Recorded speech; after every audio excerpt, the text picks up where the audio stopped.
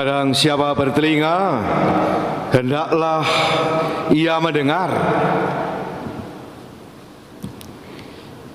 Ya, hari ini kita diajak untuk belajar mendengarkan dengan baik. Ya, mendengar dan mendengarkan itu berbeda. Mendengar ya asal dengar saja. Tapi mendengarkan itu berarti dengan seluruh keterlibatan hati, budi, dan kehendak, melibatkan seluruh diri kita. Ya, kalau orang berbahasa Inggris punya sedikit perbedaan antara hearing dan listening. Mendengarkan jauh lebih dalam. Dan itulah kunci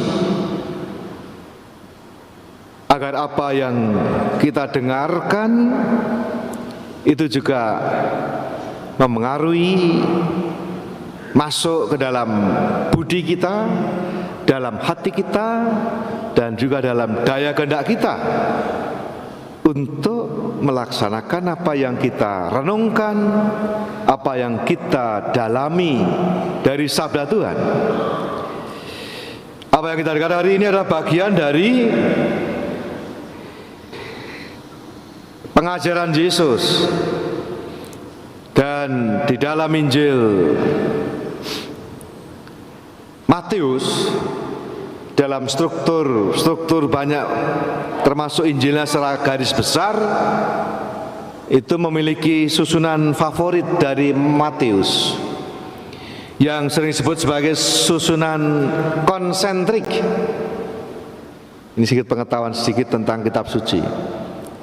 Atau dalam bahasa gampangnya, tadi sudah ada yang sarapan, itu dari sandwich. Dan itu ada roti kanan kiri, lalu di tengahnya ada isinya. Mau sayuran, vegetarian, atau pakai daging, atau pakai ham, atau pakai jam, itu terserah. Dia menggambarkan ada yang mengapit dan intinya di mana? Di tengah. Itu bentuk menarik dari Injil Matius. Nah, pengajaran itu dibagi dalam beberapa yang besar. Yang di awal itu adalah tentang khotbah di bukit, Matius 5-7. Ini pengajaran tentang pembaruan yang dibawa oleh Yesus, transformasi yang diarahkan oleh Yesus. Berarti ada satu lagi ya. Satu lagi adalah khotbah akhir zaman, Matius 23-25. Ya, mengapit ya. Di tengah sedikit ada pedoman tentang hidup pribadi seorang murid, sikap-sikap dasar dibangun, itu Matius 10. Satunya berarti ada lagi ya. Satu adalah pedoman hidup bersama, itu Matius 18. Tengahnya apa? Tengahnya Matius 13, tentang warta pokok kerajaan Allah. Dan disampaikan di dalam perumpamaan-perumpamaan. Ada 7 perumpamaan: penabur, ilalang dan gandum, biji sesawi, ragi, harta terpendam, harta karun, mutiara berharga, dan tentang jala atau pukat. Yang kita dengar hari ini bagian pertama dari 7 perumpamaan tentang kerajaan Allah, tentang penabur.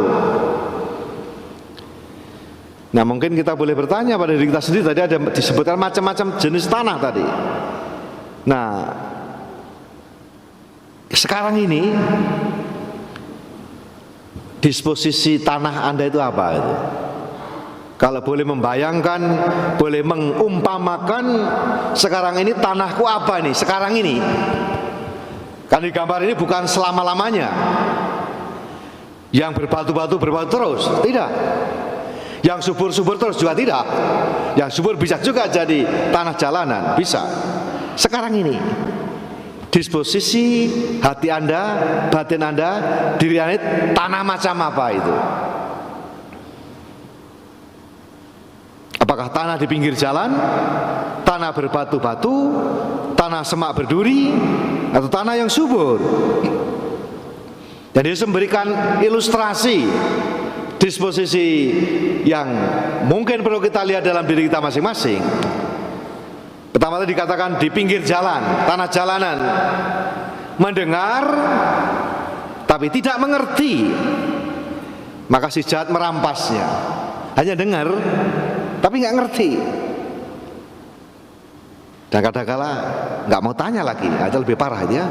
Udah dengar nggak ngerti tapi nggak mau tanya supaya bisa mengerti, maka ya hilang, tidak berbekas, tidak ada jejaknya. Yang dua digambarkan berbatu-batu, mendengar, semua mendengar, ada mendengar, menerima dengan gembira, tetapi tidak berakar. Ya, tidak berakar berarti mudah menjadi layu. Maka dikatakan ketika ada penindasan, ada penganiayaan, menjadi murtad, meninggalkan Yesus. Ada digambarkan semak berduri, mendengar, semua mendengar, ada mendengarnya, tetapi ya ada mendengar tetapi kekhawatiran dunia dan tipu daya kekayaan menghimpit dan menjeratnya, mencekiknya sehingga mati juga. Jadi semua ada mendengarnya ya, mendengar semua tapi, mendengar ini tapi, mendengar ini tapi. Dan terakhir adalah subur. Mendengar firman itu, mengerti, dan karena itu berbuah. Nah, ini yang diharapkan dari kita semua ya. Mungkin sampai mendengar saja, ya sudah, mendengar berarti harus sampai pada mengerti. Dan dari mengerti lalu berbuah. Maka itulah yang menjadi paham kita orang Katolik terhadap kitab suci, sabda Tuhan, yang digambarkan bahwa seperti air hujan yang turun yang tidak akan kembali dengan sia-sia sampai menghasilkan buah. Kitab suci bagi kita orang Kristen adalah pertama-tama adalah inspirasi. Ya, kadang ada sedikit informasi, tetapi kalau Anda mau cari informasi, jangan di kitab suci. Ya, carilah di Mbah Google aja, googling aja, udah. Informasi apa aja ada. Jadi kitab suci bukan informasi, tapi inspirasi. Yang kedua, kitab suci memberi daya transformasi. Ya, mengubah. Tapi sebelum mengubah, kitab suci itu punya daya formasi, formatif, membentuk. Orang mengatakan you are what you eat. Jadi apa yang Anda dengarkan itu membentuk menjadi seperti apa di Anda, dan akhirnya mentransformasi. Kalau proses tidak terjadi, maka macet. Itu dikatakan oleh Nabi Yesaya. Kamu akan mendengarkan dan mendengar, namun tidak mengerti. Kamu akan melihat dan melihat dan melihat, namun tidak menangkap. Lah, bisa begitu. Orang bisa sampai pada tahap macet, stagnan, mendengar dan mendengar dan mendengar dan mendengar, tapi tidak mengerti. Dikatakan oleh Nabi Yesaya, sebab hati bangsa ini telah menebal dan telinganya berat mendengar dan matanya melekat tertutup, supaya jangan mereka melihat dengan matanya atau mendengar dengan telinganya atau mengerti dengan hatinya. Nah, kalau udah begitu ya repot ini ya. Kita justru diajak untuk tadi semua mendengarkan dengan baik, mengerti, dan karena itu mulai menggerakkan kita, mentransformasi diri kita untuk belajar melaksanakannya. Itu yang dinasihatkan Santo Yakobus. Hendaklah kamu menjadi pelaku firman dan bukan hanya pendengar saja. Sebab jika tidak demikian, kamu menipu diri sendiri. Jadi kita diajak menjadi orang-orang pelaku firman. Tentu pertama-tama pendengar yang baik. Tapi pendengar yang baik tidak cukup. Membutuhkan pelaku firman, pelaku sabda Tuhan, seperti katakan Santo Yakobus tadi. Jadi kita menjadi pelaku, supaya kita tidak menjadi dikatakan hanya bisa ngomong tapi tidak bisa menjalani, melaksanakan. Gampang kromong dari Betawi, bisa ngomong tidak bisa menjalani. Nah itu. Atau dalam kata-kata yang sering kita dengar di dalam bahasa diplomasi negara-negara, walk the talk. Walk the talk. Menjalani apa yang diomongkan. Karena inilah yang penting. Kalau tidak, ini yang menjadi problem. Seorang Mahatma Gandhi itu mengakui dia sangat terinspirasi dan tergerak dan melaksanakan apa yang diajarkan Yesus. Dia sendiri mengakui, saya memang terinspirasi dengan Yesus, terutama khotbah di bukit. Itu omongan dia, seorang dari agama yang lain, tapi terinspirasi oleh Yesus. Malah orang, kalau begitu, kenapa Anda tidak sekalian jadi orang Kristen? Kita tahu Mahatma Gandhi itu punya gerakan ahimsa, salah satunya gerakan tanpa kekerasan. Dari mana belajar? Dari Yesus khotbah di bukit. Ketika ditanya, kenapa Anda tidak sekalian jadi Kristen, pengikut Yesus? Jawabnya inilah kritik untuk kita semua. Ini jawabannya. Saya memang terinspirasi dari Yesus dan khotbah di bukit, tetapi saya tidak mau menjadi Kristen karena orang Kristen tidak melakukannya. Itu problemnya. Tidak melakukannya. Ini yang diharapkan dari kita. Mendengarkannya, merenungkannya, dan melakukannya. Seorang teolog Katolik, seorang Yesuit dari Jerman, Karl Rahner, punya ungkapan yang menarik, yang serupa. Penyebab ateisme nomor 1 adalah orang Kristen. Wah, bagaimana ini? Orang Kristen percaya Tuhan. Kenapa? Mereka yang mewartakan Kristus dengan mulut mereka, tapi sekaligus menyangkal Kristus dengan tindakan mereka. Dahsyat ya. Sama seperti katakan oleh Mahatma Gandhi itu. Mewartakan Yesus dengan mulutnya, tetapi sekaligus menyangkal dia dengan tindakan atau kelakuannya. Nah ini problem kita.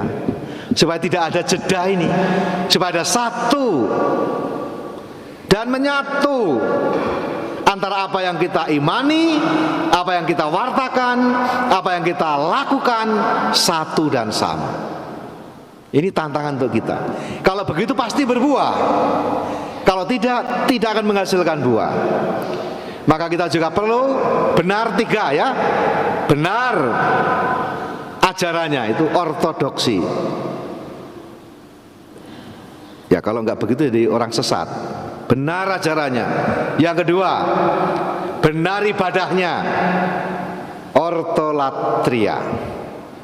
Apakah cukup? Belum. Nah ini yang ketiganya biasanya pada gagal, yaitu benar kelakuannya, tindakannya, ortopraksis. Nah kalau kita benar ajarannya, benar ibadahnya, benar kelakuannya, nah ini yang akan menghasilkan buah.